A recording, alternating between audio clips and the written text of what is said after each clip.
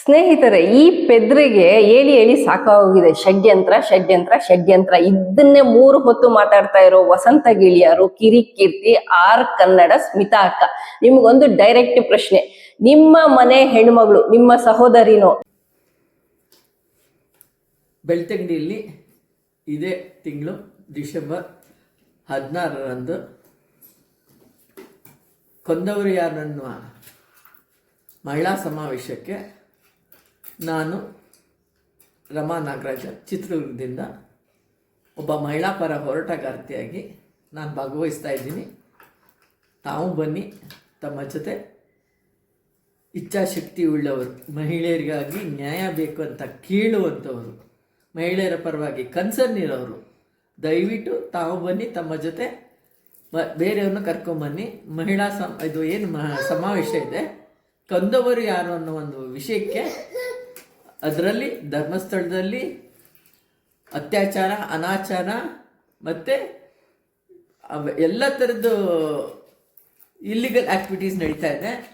ಅದಕ್ಕೆ ಯಾವುದೇ ರೀತಿಯಿಂದ ನ್ಯಾಯ ಸಿಗ್ತಿಲ್ಲ. ಪೊಲೀಸ್ ಇಲಾಖೆ ವೈಫಲ್ಯ ಒಂದು ಕಡೆ ಆದರೆ, ಸರ್ಕಾರದ ವೈಫಲ್ಯ ಎದ್ದು ಕಾಣ್ತಿದೆ.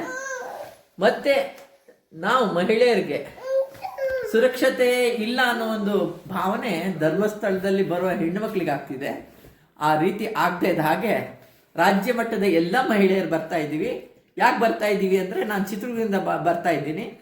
ಯಾಕೆ ಬರ್ತಾ ಇದ್ದೀವಿ ಅಂದರೆ, ಮಹಿಳೆಯರು ನಾವು ನಮ್ಮ ಹಕ್ಕುಗಳನ್ನು ನಾವು ಕಾಪಾಡ್ಕೊಳ್ಳಿಕ್ಕೆ, ನಮ್ಮ ಹಕ್ಕುಗಳನ್ನ ಕೇಳಲಿಕ್ಕೆ, ಮತ್ತು ಬೇರೆ ಮಹಿಳೆಯರ ಹಕ್ಕುಗಳನ್ನು ಕಾಪಾಡೋದು ನಮ್ಮ ಕರ್ತವ್ಯ ಅಂತ ನಾವು ಭಾವಿಸ್ತೀವಿ.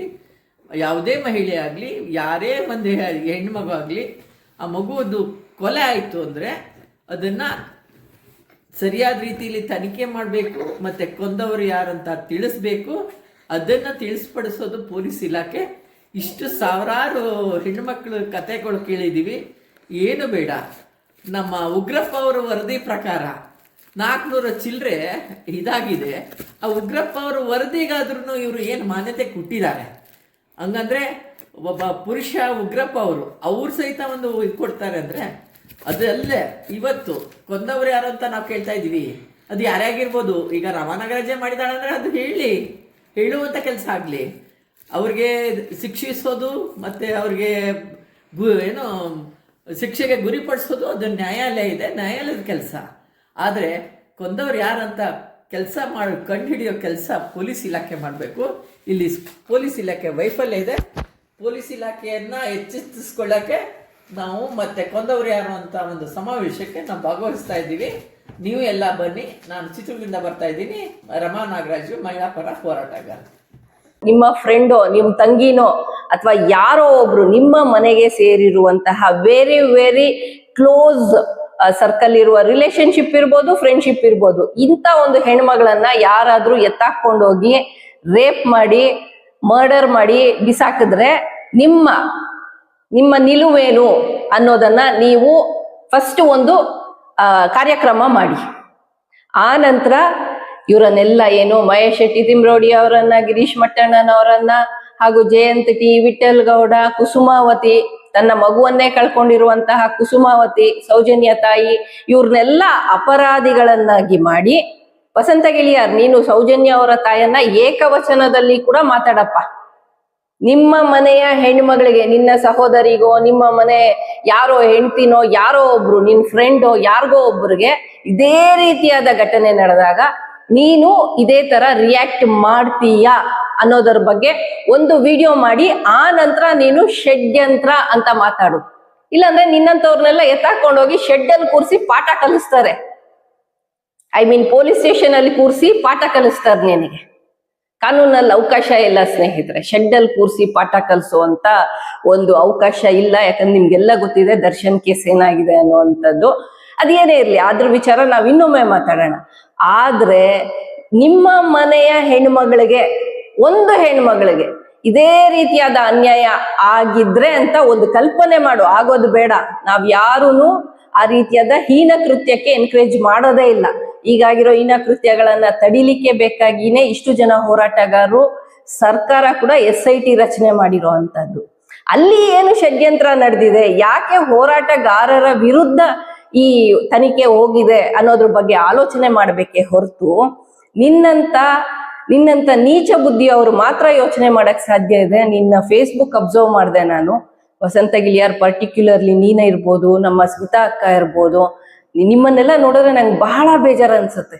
ನಮ್ಮ ಸಹೋದರ ಸಹೋದರಿಯರಾಗಿರ್ಬೇಕಾಗಿರುವಂತ ಇವರಿಗೆ ಇಷ್ಟು ನೀಚ ಮನಸ್ಸಿದ್ಯಾ ಅಂತ ಹೇಳಿ, ನೀಚ ಆಲೋಚನೆ ಅಲ್ವಾ ನಿಮ್ದು? ಒಂದು ಹೆಣ್ಮಗಳಿಗೆ ನ್ಯಾಯ ಸಿಗ್ಬೇಕು ಅಂತ ಹೇಳಿ ಹೋರಾಟ ಮಾಡಿ ವರ್ಷಾನುಗಟ್ಲೆ 12 ವರ್ಷ ಕಳೆದೋಗಿದೆ. ಇವತ್ವರೆಗೂ ಯಾರು ಆ ಕೃತ್ಯ ಮಾಡಿದವರು ಅನ್ನೋದನ್ನ ಬಯಲ್ಗೆ ಎಳಿಯಕ್ ಆಗ್ತಾ ಇಲ್ಲ.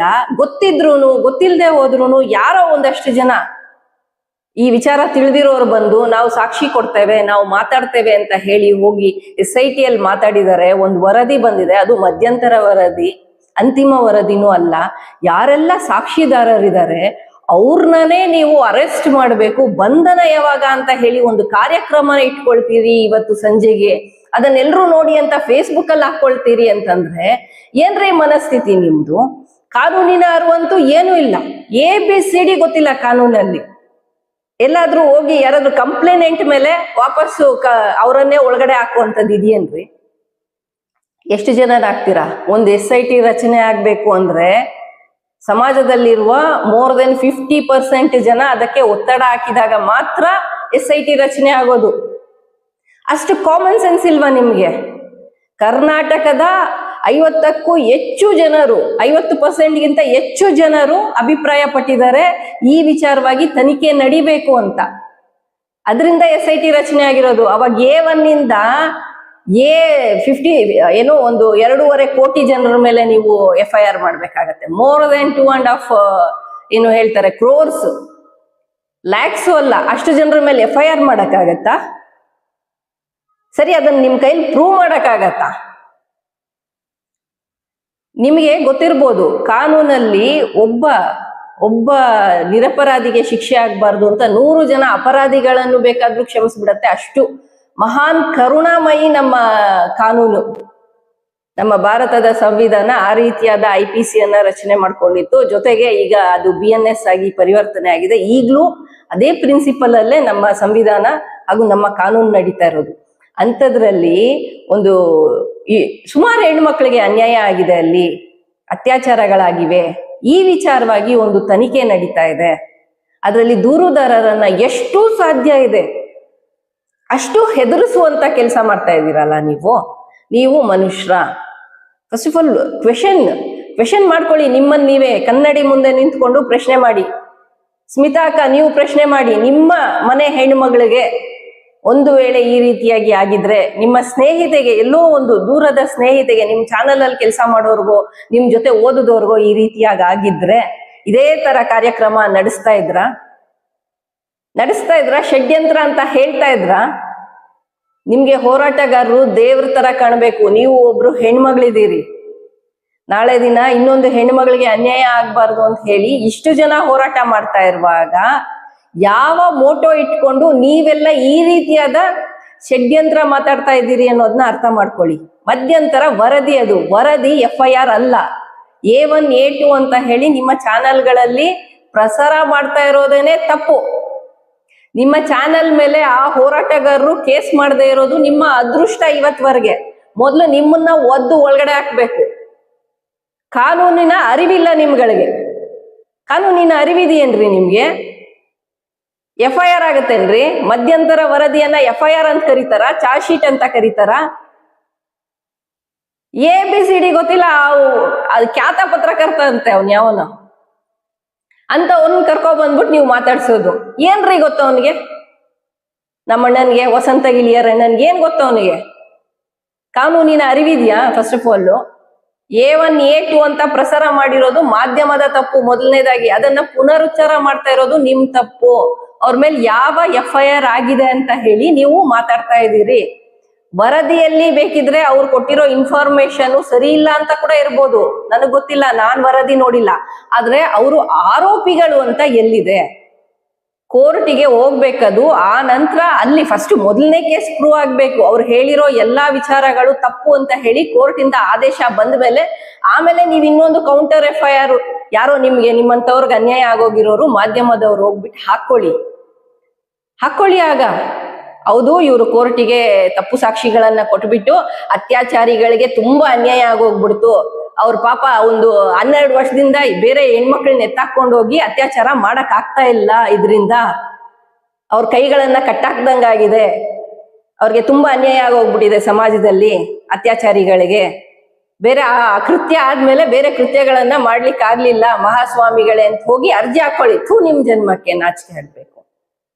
ಹೋರಾಟಗಾರ ಯಾರು, ಷಡ್ಯಂತ್ರ ಮಾಡ್ತಾ ಇರೋದು ಯಾರು ಅನ್ನುವಂತ ಒಂದು ಮಿನಿಮಮ್ ಕಾಮನ್ ಸೆನ್ಸ್ ಇಲ್ಲ ನಿಮ್ಗಳಿಗೆ.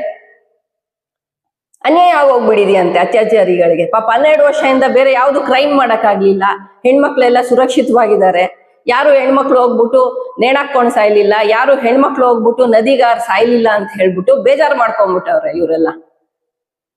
ಈಕೆ ಅದನ್ನ ಇಟ್ಕೊಂಡು ಮಹಾಭಾರತ ಅಂತೆ, ಮಹಾಭಾರತಕ್ಕೆ ಒಂದು ಅವಮಾನ ಮಾಡ್ತಾ ಇರೋ ಈ ಲೇಡಿ ಯಾರು, ನಮ್ಮ ಸ್ಮಿತಾ ಅಕ್ಕ. ಮಹಾಭಾರತಕ್ಕೆ ಅದರದ್ದೇ ಆದ ಇತಿಹಾಸ ಇದೆ. ಮಹಾಭಾರತ ಒಂದು ಒಳ್ಳೆ ವಿಚಾರಕ್ಕೋಸ್ಕರ ನಡೆದಿರೋ ಅಂತದ್ದು, ಧರ್ಮ ರಕ್ಷಣೆಗೋಸ್ಕರ ನಡೆದಿರೋದು, ಅಧರ್ಮಕ್ಕೋಸ್ಕರ ಅಲ್ಲ. ನೀನು ಆ ಶೋದು ಹೆಸರು ಚೇಂಜ್ ಮಾಡ್ಕೋ ಸ್ಮಿತಾ, ಮಹಾಭಾರತ ಅಂತೆಲ್ಲ ನೀನು ಇಡ್ಲೇಬಾರ್ದು, ಗೊತ್ತಾಯ್ತಾ? ಒಂದು ಹೆಣ್ಣಿನ ರಕ್ಷಣೆಗೋಸ್ಕರ ನಡೆಯುವಂಥದ್ದನ್ನ, ಧರ್ಮ ಯುದ್ಧವನ್ನ ಮಹಾಭಾರತ ಅಂತ ಇಡ್ಬೇಕು. ನೀನ್ ಇಡ್ತಾ ಇರೋದು ಅಧರ್ಮಕ್ಕೆ ನೀನು ಮಹಾಭಾರತ ಅಂತ ಹೆಸರು ಬೇರೆ ಕೇಳು ನಿನ್ ಶೋಗೆ. Useless fellows. ಈ ವಿಡಿಯೋ ಅವ್ರಗಳಿಗೆ ತಲುಪೋವರೆಗೂ ರೀಚ್ ಮಾಡಿ. ಜೊತೆಗೆ ಇವ್ರಿಗೆ ಮನಸ್ಸಾಕ್ಷಿ ಅನ್ನೋದಿದ್ರೆ ಇನ್ನು ಮುಂದೆ ನಾನು ಹೇಳ್ತಾ ಇದ್ದೀನಿ, ಫಸ್ಟಿಗೆ ನೀವು ಆಲೋಚನೆ ಮಾಡ್ಬೇಕು ಹಾಗೂ ಈ ಪ್ರಶ್ನೆಗೆ ಉತ್ತರ ಕೊಡಿ. ನಿಮ್ಮ ಮನೆ ಹೆಣ್ಮಗಳಿಗೆ ಹೀಗೆ ಆಗಿ ಇವತ್ವರೆಗೆ ನ್ಯಾಯ ಸಿಕ್ಕಿಲ್ಲ ಅಂದಿದ್ರೆ ನೀವು ಅತ್ಯಾಚಾರಿಗಳ ಪರ ನಿಂತ್ಕೊಳ್ತಾ ಇದ್ರ ಅಂತ ಉತ್ತರ ಕೊಟ್ಟು ಆ ನಂತರ ನೀವು ಶೋಗಳನ್ನ ಮಾಡ್ಬೇಕು ಅಂತ ಹೇಳ್ತೇನೆ ನಾನು. ಎನಿವೇಸ್ ಫ್ರೆಂಡ್ಸ್, ಸ್ವಲ್ಪ ಇವತ್ತು ಕೋಪ ಜಾಸ್ತಿ ಆಯ್ತು, ಯಾಕಂದ್ರೆ ಕಾನೂನಿನ ಅರಿವಿಲ್ಲ ಯೂಸ್ಲೆಸ್ ಫೆಲೋಸ್ಗೆ, ಅದಕ್ಕೆ ಸ್ವಲ್ಪ ಆಕ್ರೋಶವಾಗಿ ಮಾತಾಡಿದೀನಿ. ಎನಿವೇಸ್, ಈ ವಿಡಿಯೋ ಇಷ್ಟ ಆಗಿದ್ರೆ ಲೈಕ್ ಮಾಡಿ, ಶೇರ್ ಮಾಡಿ, ಕಮೆಂಟ್ ಮಾಡಿ, and don't forget to subscribe my YouTube channel. Thank you friends.